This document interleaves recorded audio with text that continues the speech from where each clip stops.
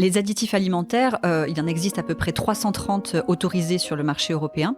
Et ils sont là pour améliorer, alors parfois la conservation des produits ou le goût, la texture, l'apparence, donc différentes fonctions.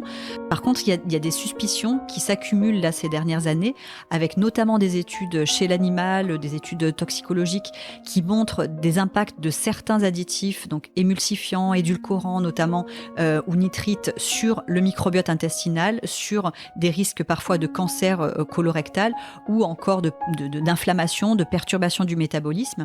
Et c'est à des doses qui sont inférieures aux normes en place par rapport à ce que la législation en place recommande. La réglementation est quand même faite pour protéger le consommateur, normalement. Donc, lorsque des preuves s'accumulent, l'additif peut être autorisé au départ parce que justement, il y a seulement certaines cibles toxicologiques qui sont étudiées et une littérature scientifique qui est limitée à un moment donné et pas de preuves aussi chez l'homme à long terme. Donc, il peut être autorisé à un moment.